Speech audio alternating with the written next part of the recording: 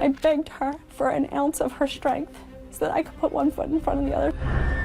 Tonight on 2020, an unbreakable bond between mother and daughter, but someone came between them. He's like, Mom's dead, and he just kept repeating, Mom's dead, Mom's dead. I ran downstairs and was hysterical and started vomiting. She was found laying right here. And I said, well, you can go right over there because that's the person that killed my mom. But just who was she pointing at? This is a delicate question, whether somebody that she was having an affair with could have had her killed. He started thinking about ways to engage his exit strategy. To get rid of her. To get rid of her. Hold on, he's coming out. Tonight, a daughter's discovery of family secrets and scandals leading to a dramatic showdown. Drop the gun! Drop the gun! Behind the scenes, Kim was nonstop digging for answers, getting proof. Now, a new courtroom development as we take you inside her obsessed 6-year crusade to catch the killer. What kind of crimes? You're talking murder. 2020 tonight going into a dangerous underworld no one could have imagined. Drugs and a lot of money, inevitably a murder of April Kaufman. Before this hour is over, there will be another shocking death. But is that the end of the story? This is my life, and I feel like this is the worst made-for-TV movie on the planet. Good evening, I'm Amy Robach. And I'm David Muir, and this is 2020. And here tonight, Deborah Roberts. WIBG, it's the talk of South Jersey. Driving the corridor between Atlantic City and Philadelphia weekdays between the hours of 2 and 4, you may have heard this voice on WIBG FM. If you don't vote, I will find out. I'm going to your house. I'm dragging you outside. That's the no-nonsense April Kaufman, a peppery, provocative radio host. I love being here to bring you the truth. As unvarnished, as unpretty, unbuttered on the biscuit it is. Tackling topics from politics, caring for U.S. vets. Homelessness is a big issue in our country right now for our veterans. Listeners couldn't get enough of the Jersey girl with the platinum hair, big smile, and high wattage personality. She was like a whirlwind. Like, she would come in and she would make a lasting impression on everyone. In her upscale town of Linwood, New Jersey, not far from the boardwalk, April and husband Dr. Jim Kaufman, a prominent endocrinologist, are the community's consummate power couple. The two of them were well known individually as well as together. They really wanted to be involved in the community, but they also like to have some fun. Every day, the doctor and Mrs. Kaufman had a familiar routine. Jim heading to his medical practice before sunrise, and then a standing phone call with April at 8:30 a.m. But on Thursday, May 10th, 2012, that call to April goes unanswered. And after several failed attempts, Dr. Kaufman sends over his handyman to their home on Woodstock Drive, where he discovers a horror. 911, where's your emergency? Yes, I have my boss is down. She's lying on the floor in her bedroom and not answering. Okay, where are you, sir? 2 Woodstock Drive, Linwood. Okay, hold on, I'm transferring you. 47-year-old April Kaufman found dead on the floor of her bedroom. With the family handyman on with 911, Jim calls Linwood police. This is Dr. Kaufman. I just got a call by my house person that my wife is face down on the floor. My partner's sending out the emails as we speak. Okay. Okay. I'm getting there as fast as I can. Detective James Scopa took me inside the home where the wealthy socialite who once lived larger than life was discovered dead, shot multiple times. She was found laying right here. Face down. Face down. As the media got there and they started to realize who it was, that's when they knew, okay, this is really a story. It was chaos. As the steady whir of helicopter blades begins swarming the sky, Jim Kaufman makes another phone call, this one to stepdaughter Kim Pack. I answer the phone and I say hello, and he's like, Kimberly? And I said yes. He's like, Mom's dead. And he just kept repeating, Mom's dead, over and over. And as I got to the front door, there was a police officer that put his hands out, and I pushed his hands away. And I go, "Where's my mom? Where's my mom? What is happening here? I need to see my mother." He said, "We think this is a potential homicide." No one could imagine who would have shot April Kaufman. Beautiful, blonde, glamorous, and she was fun. No one had any idea what was going on behind those closed doors.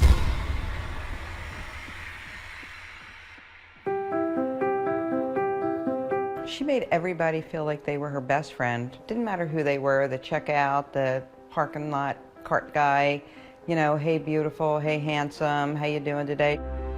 Friends Peg O'Boyle and Lee Darby knew April since she was a teenager and knew her well enough to know that her outward glow masked an inner pain. She had a really rough childhood. When April was 11, her mother gave her brothers and sister up for adoption, and April was raised by her grandmother, and her brothers and sister were put into foster care.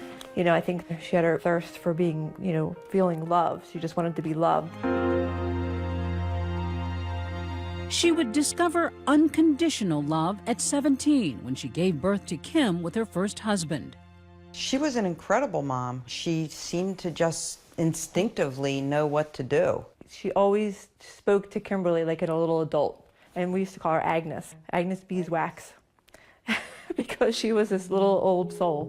April just wanted the best for her and gave her the best that she possibly could. You know, she worked hard.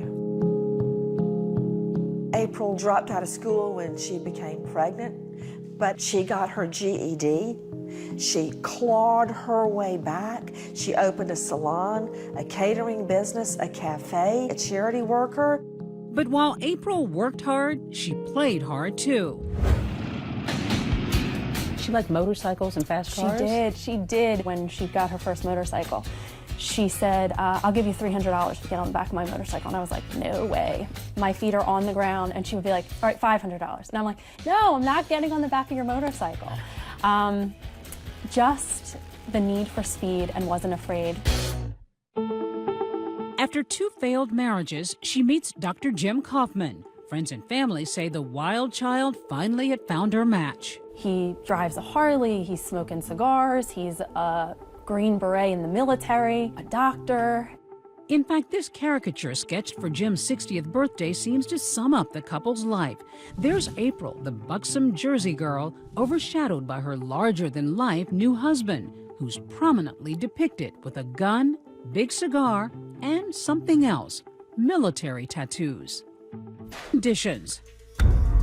There were 2 rules to this interview. 1, you can never ask my mother about anything pertaining to this interview. And 2, you have to destroy the tape when you're finished.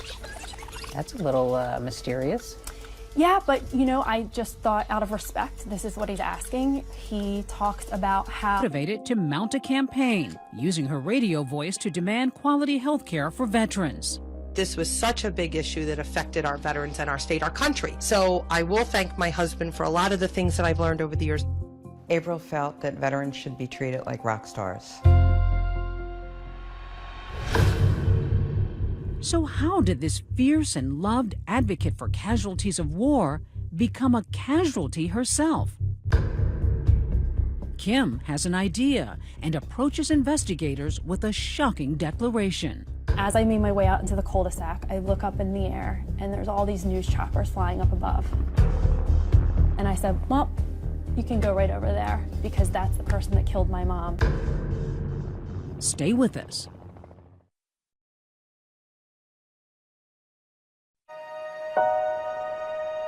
Many attended today's funeral services at Bethel Synagogue in Margate for 47-year-old April Kaufman. Mother's Day 2012, the town of Linwood, New Jersey turns out for one of its own, complete with a cortege of veterans leading their champion, April Kaufman, to her final resting place. The well-known local radio host, who was shot multiple times and discovered dead in her Linwood home last Thursday. It was like a state procession for April Kaufman. No one could believe what had happened. She just was so caring, so compassionate. She just was an inspiration to everybody. The loss heaviest for April's daughter, Kim. I miss her calling me nonstop, all the time. I miss her laugh. I miss her smile. I miss her infinite wisdom, because she really was my rock. After the mourning came the murmuring. Sometimes talk is cheap, even in wealthy towns. This is a delicate question, but there were questions about whether your mom was having affairs. You know, they had a very unhealthy relationship, the both of them. And I will just say that there were indiscretions on both sides of the fence. And I'll leave it at that. Did it concern you that maybe somebody that she had been involved with could have killed her?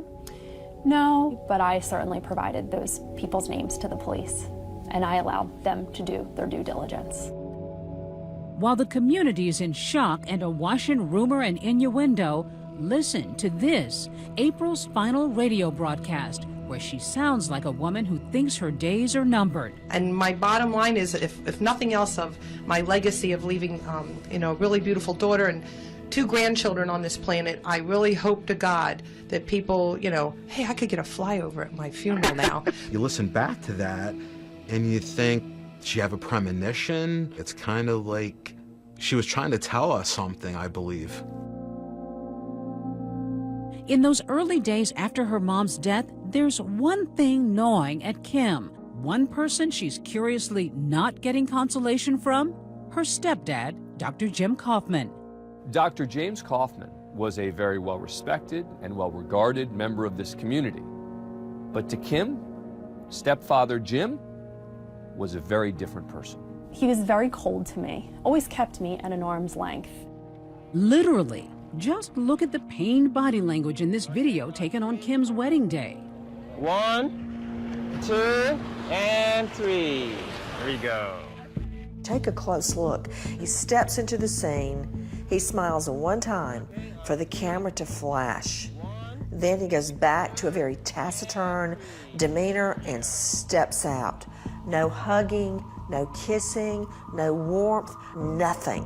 You would be in the dining room, I would be talking to my mom, and he would come and turn the lights off and just walk out of the room. He controlled her cash flow and oh, yes. how much money she could spend? Oh, yes. And sometimes even calling her, who are you with? Where are you?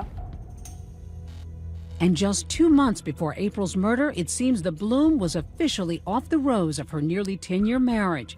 Kim recalling a lunch where her mother confides she's had enough. She talked about that she really needed to start aligning herself and getting herself in a good spot to be able to leave. I think that he had made it clear to her that she wasn't going to divorce him and take half of his empire. That was his famous words. Did you get any feeling that your mom might have been in any kind of danger? She had made it clear over the years that he had threatened to kill her several times, but would always follow up with, he doesn't have the guts to do it. Though Jim is not named a suspect, some might say he begins acting like one. Within days of April's body being found, Jim hires a lawyer. Not only a lawyer, but the lawyer, a mob lawyer. Ed Jacobs, one of the biggest legal names in Atlantic County. He's even defended Bill Cosby in one of his sex assault accusations. He loves defending high-profile criminal cases. His walls in his office are covered with news clips of himself. One possible reason he's not named a suspect? He's got an airtight alibi. That's him entering a local convenience store around the same time his wife is being gunned down. Authorities are not releasing details, but it appears that Kaufman's shooting death was not random.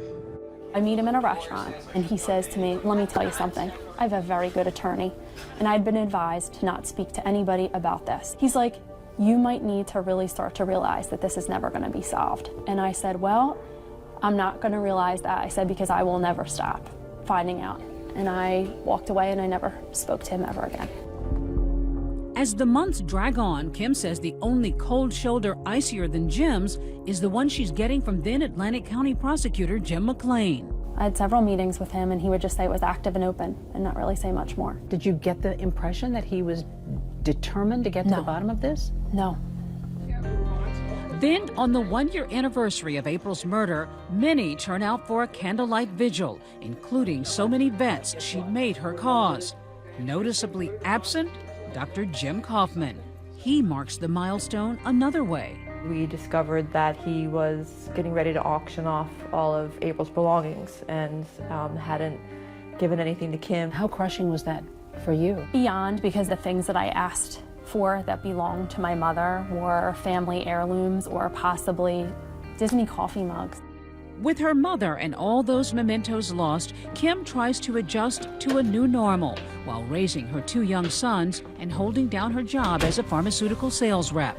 Marching through every single day, waking up with another day of hopelessness while trying to keep that glimmer of hope alive is a very tricky thing to do. Yet while life for Kim seems hopelessly on pause, for Jim Kaufman, it's full speed ahead. Just 15 months after his wife's murder, he ties the knot again. He remarries Carol Weintraub. When did that start? Now, the version we've gotten is that they started dating after April was found murdered. Now that's some romance. April's friends and family were devastated, and they felt like it was a slap in the face, but the people who support Jim Kaufman say, you know, he's a widow, and he's moving on with his life. But Dr. Kaufman's next move sets off a chain of events that pushes Kim out of limbo. He went after my mom's life insurance policy. And your reaction? No way. Because you know what? This was my only attempt to maybe be able to get some answers, and the truth maybe would start to come out. Now it's Kim's turn to lawyer up. Believing Jim is the killer, she files a wrongful death suit against her stepdad to keep him from getting her mom's $600,000 life insurance policy. I have no choice to respond and to begin to fight for what I know is right. The most significant kind of civil lawsuit you can have is a wrongful death case. Coming up, a daughter undaunted, and the dynamic duo attorneys she hires begin digging into the case, and what they say they uncover is shocking. We were talking to people that were critical witnesses to us that had not spoken to the prosecutor's office. And their chance to grill the grieving good doctor. He was under oath in a civil deposition. They could ask him anything. Next.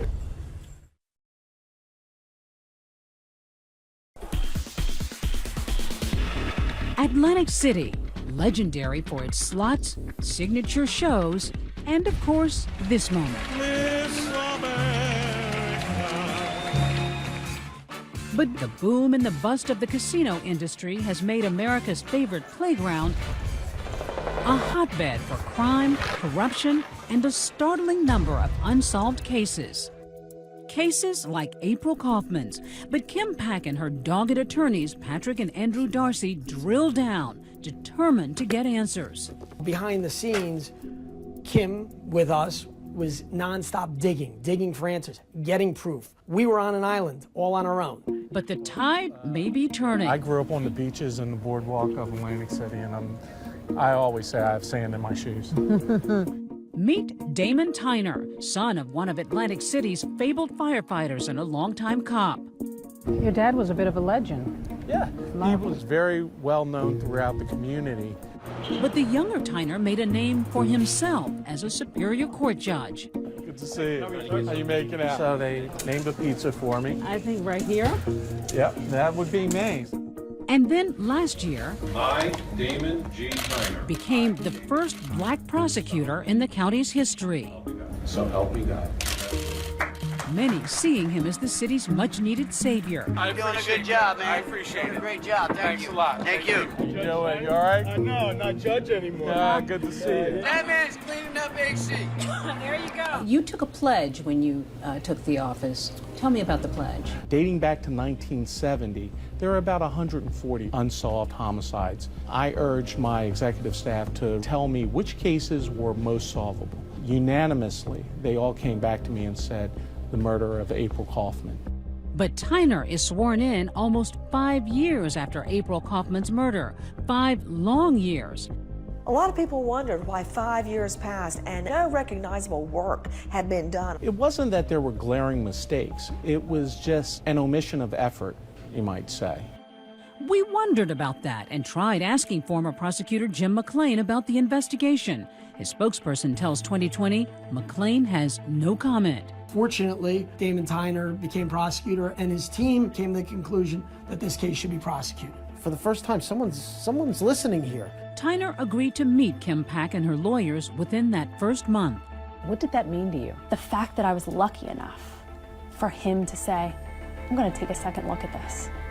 Me, my case, thank you. Like, this is all I've been asking for this entire time, is for someone to care. It took 3 hours for Kim's lawyers to unpack all they had uncovered. You should take a look at these records. But no evidence as compelling or illuminating as this. Today's July the 11th, 2014. A 4.5-hour-long video deposition of Dr. Jim Kaufman himself, finally talking for that wrongful death lawsuit Kim has filed. Basically, I ask the questions, you give the answers. Understood? Yes. 4.5 hours under oath is a lot of time. That's a lot of questions. I do. Okay. We may proceed.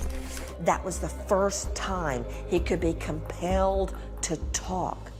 There he is in the hot seat for the very first time, getting grilled on everything from his love of guns. How many guns do you own?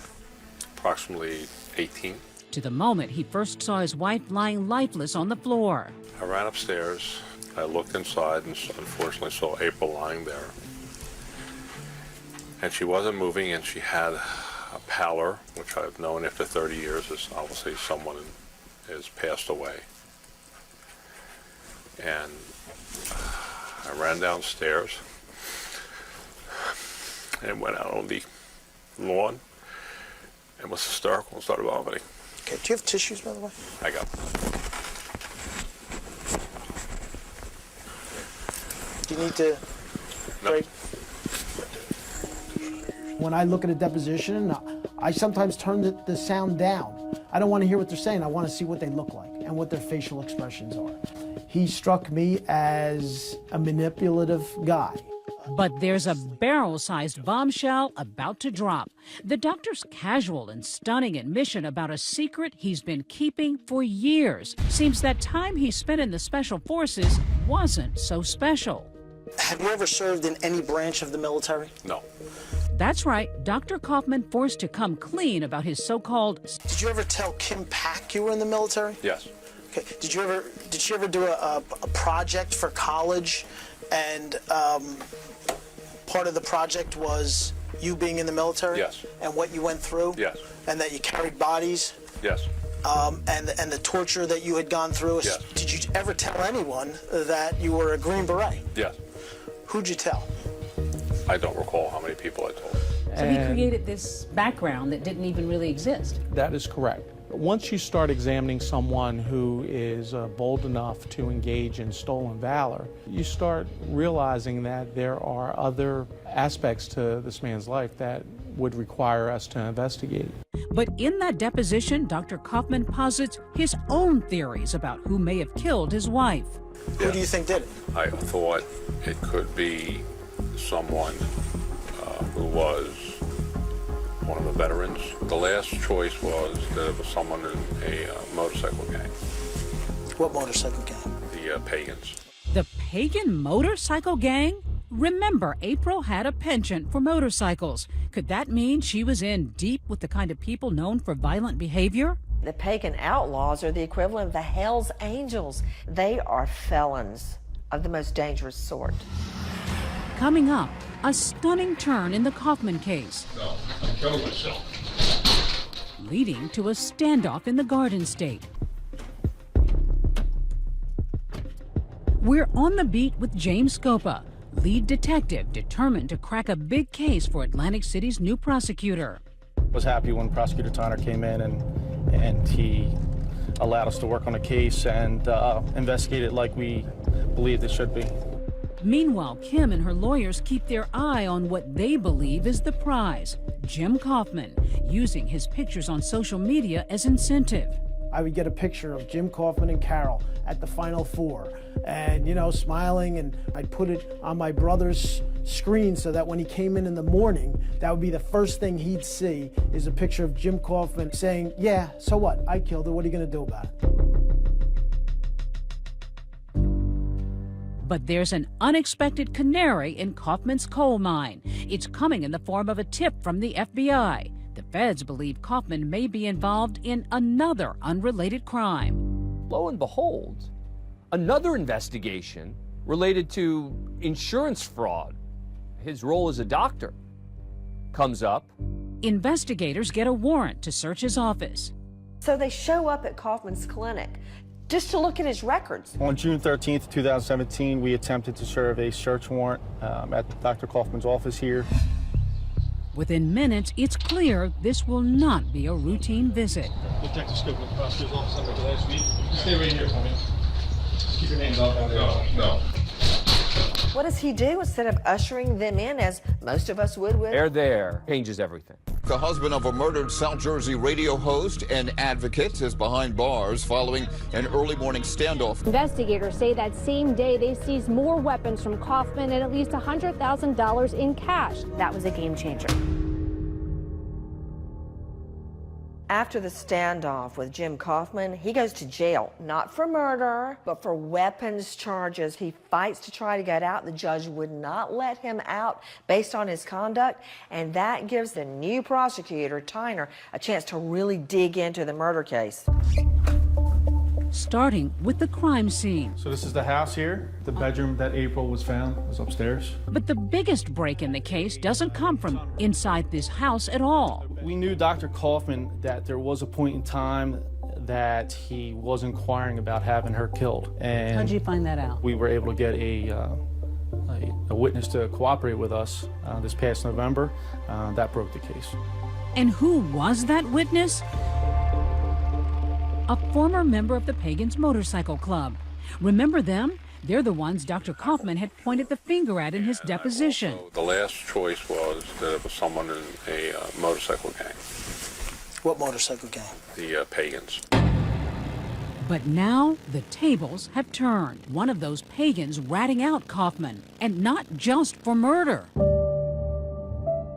Prosecutor Tyner on January 9th, 2018. Hey, Sergeant, sir. Good afternoon, everyone.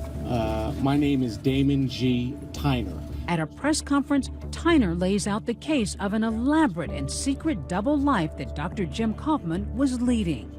Treating patients by day, writing fraudulent opioid prescriptions for those pagans by night.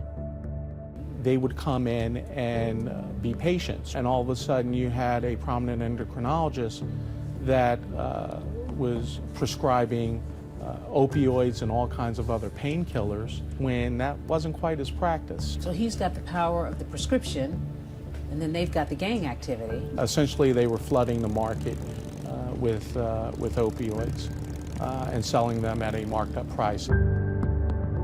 What a bombshell. This straight-laced doctor that everyone had respected was part of a pill mill, a drug ring. And not only that, with the pagan outlaw motorcycle gang. And April Kaufman found out.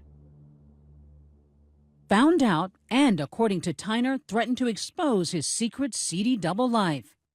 He started thinking about ways to engage his exit strategy. To get rid of her. To get rid of her. For the past 5.5 years since April Kaufman was found shot to death, there's been little movement on this case, and no arrests had been made in connection with the murder. That is until today. An explosive breakthrough in the murder of radio host April Kaufman. Murder charges just filed against Dr. James Kaufman in a plot that police say involved members of a motorcycle gang. But wait a minute, didn't the doctor have an airtight alibi? Remember that early morning stop at a convenience store? Tyner says Kaufman wasn't the shooter, that he paid one of those pagans roughly $20,000 to do his dirty work and kill his wife. He went inside and he shot April Kaufman twice.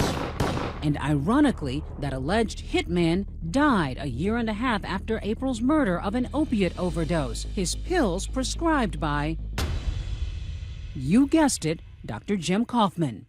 When I heard the details of everything, it really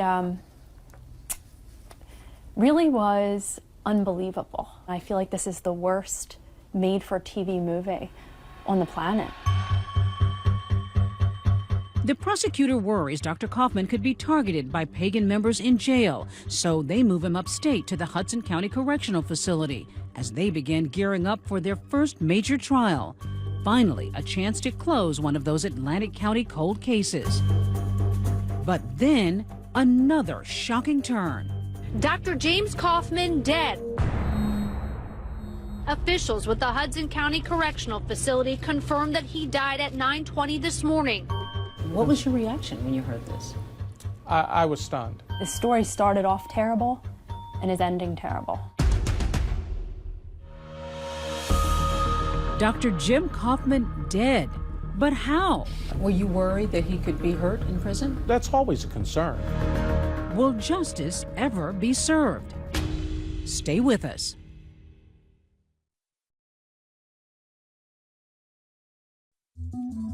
It's been a long, strange trip for Dr. Jim Kaufman, from a plush suburban cul-de-sac to the Hudson County Jail. His new home, a 6 by 9 foot cell like this. This is unit. This is Charlie 500 East. Maximum security. The inmates, many considered violent and dangerous, were Dr. Kaufman's new neighbors as he awaited his trial in a facility just across the river from New York City. What kind of crimes? We're talking murder. It's rare to get a look inside these tight quarters unless you're an inmate, but corrections officers agreed to take us in, recalling that fateful morning. Just after serving Dr. Kaufman breakfast, they made a grim discovery. The doctor was dead, hanging himself with a laundry cord. I was stunned, but that's, in retrospect, that's what convinces me now more than ever that he understood that the end was near. He realized it had all caught up with him. Yes, I think so. Bottom line, he had his wife murdered, and the only way out for him was suicide. Kaufman did leave something behind in that jail cell. This note obtained by 2020. Even in that jail cell, when he killed himself, he had to write this very lengthy suicide note to be in control at the very end, to get the last word. Kaufman adamant that he didn't kill April. I cannot live like this. No matter what anybody says, did not do anything to my wife. This 6-page suicide note is bizarre. Throughout the note, he quotes Latin, including phrases that Roman gladiators would say to the emperor before they fought in the Colosseum. Really? His final words do add a surprisingly new angle to the sordid saga. April came to me and said, would I like to go to a motorcycle rally to meet some of her friends? I was slightly shocked, to say the least, that they had the colors of pagans. The most important thing that Jim Kaufman wants people to take away from this note is, I didn't kill April. She introduced me to this outlaw gang. I was prescribing pills. They then got aggressive with me. They then started threatening me. And they're the ones who killed April. Were you able to determine whether April had any involvement with either the gang or the pill mill? Our investigation at the time did not lead us to believe that she had any involvement. I believe that at some point she became aware of it. I think ultimately that's the reason why she was killed. But dead men tell no tales, at least not in court. And with both that alleged hitman and Jim Kaufman deceased, Tyner's last call for justice would rest with the case against the accused pagan ringleader, who he believes conspired with Kaufman to kill April. Just weeks ago, that case unfolded in a New Jersey courtroom, Freddie Augello on trial. It took a jury less than 2 hours to find Augello guilty of all counts in connection with the murder of April Kaufman. A painful conclusion for a grieving daughter, yet a measure of solace. Kim Pack may finally find the justice she's been seeking for years. Why do you think this case wasn't solved 6 years ago? I don't know, that's the million-dollar question. But what I do know is that I was blessed and granted the ability to have peace in my life for the first time in 6 years by a man with determination and that believed in my story. and that is Damon Tyner, and I am forever grateful to that man. Although in a tale as twisted and tragic as this, there's hardly any true closure. And that's the saddest part of this entire story. Her mom's still not coming back. And when everything's quiet and it's just Kim and she's alone and she's thinking, her best friend's gone. We were robbed, and for what? I still don't have the answer to that. For what? When we come back, one of those precious family heirlooms sold at auction has been recovered. The secret message from beyond the grave found inside, next.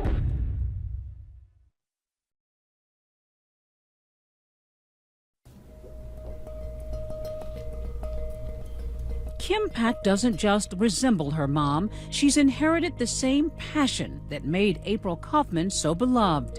She's like a pit bull. She is. She latches on and she's not letting go until she gets what she's looking for. She's the mini April. There's been dark days, very dark days, where I just didn't know how I was going to do this. But I knew that I needed to stand up. This story needed to be told.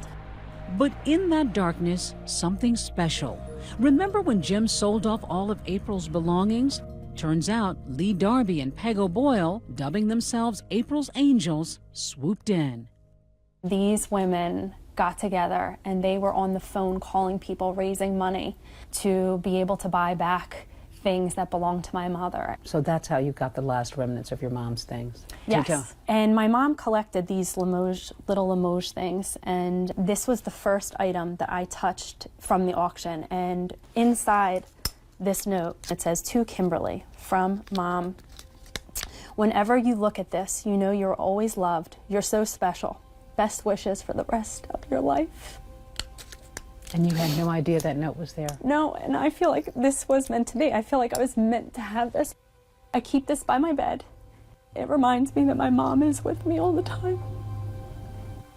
Out in the community, other reminders.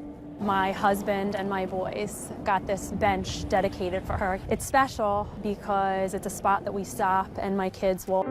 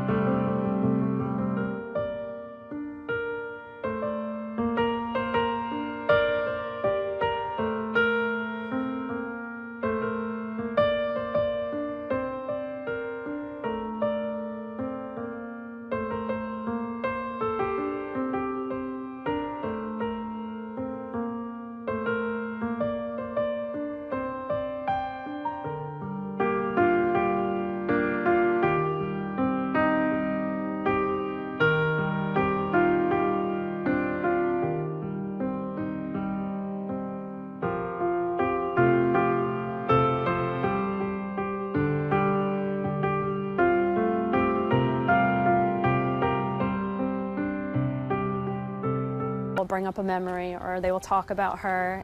And if Mom could say just one more thing to her daughter?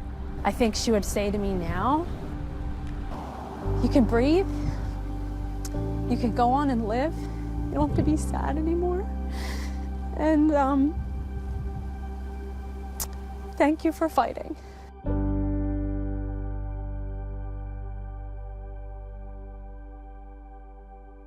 A fighter to the finish. Remember Kim Pack's civil case to get her mother's life insurance? But we can report tonight that her attorney now says that's been amicably settled with Kaufman's widow.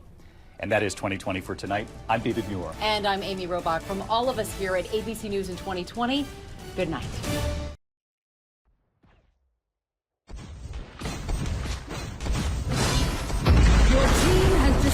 a tower.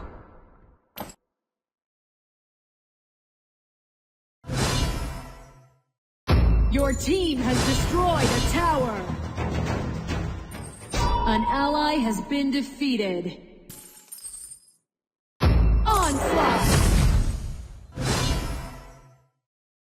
Your team has destroyed a tower.